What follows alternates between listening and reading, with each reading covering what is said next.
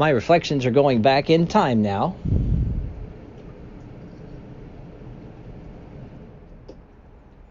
Like tips of waves, tops of waves,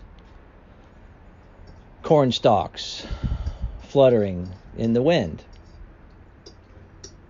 bursts of psychic energy,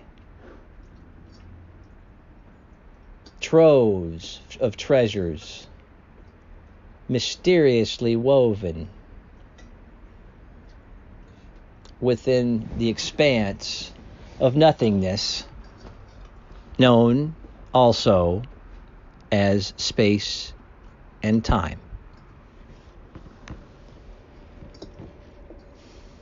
The story I am revealing is a story about one father. This father is important when you're not thinking about him.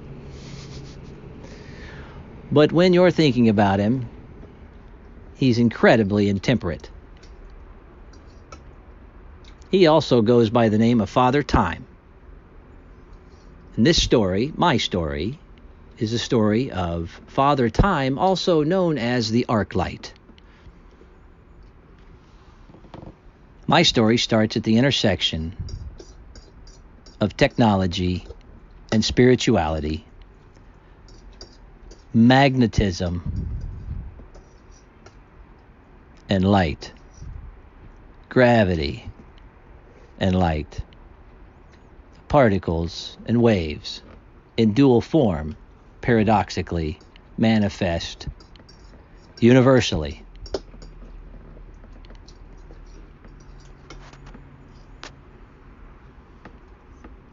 As I travel back in time, that's the funny thing, I reflect. Humans are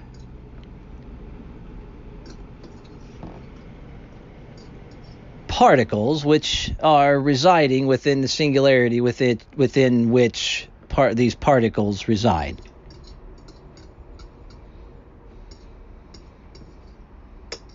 These particles entropically sculpted by the invisible influences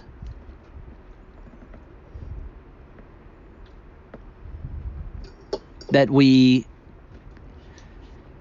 have difficulty in defining existentially, yet those bear the brunt of the workaday experiences of our human psyche.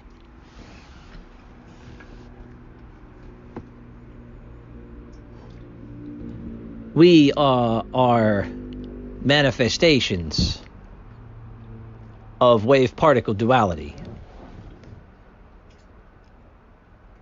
now becoming aware of our manifestation and experiences of our experiences. In other words, particle and wave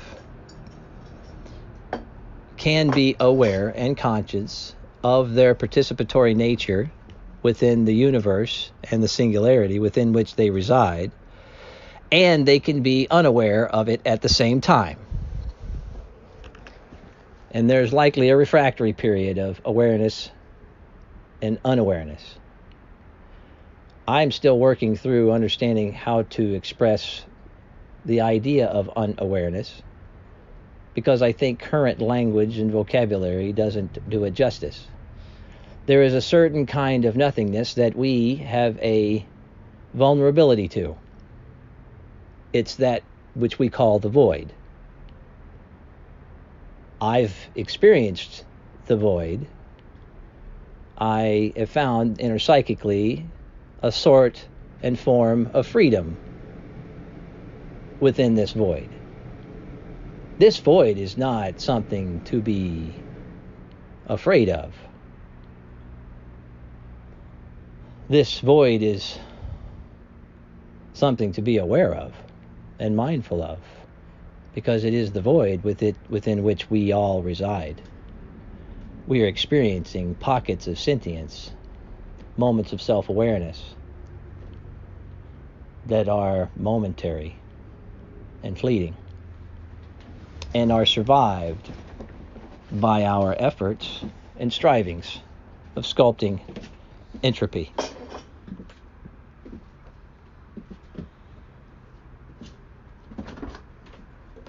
The question is, can we look at a white crystal and accept that we are part of that white crystal, and that white crystal is part of us? Is it possible that we can breathe the air that we breathe, and upon reflection, accept that what we call air could be called a fluid, scientifically? And within that scientific expression, if we were to take the vantage point of view frame that this fluid is not fluid, that water is fluid and air is not, when another species from another environment might identify us as the amphibians, and them being the water breathers, who gets to say who the amphibian is and what the definition of amphibious is?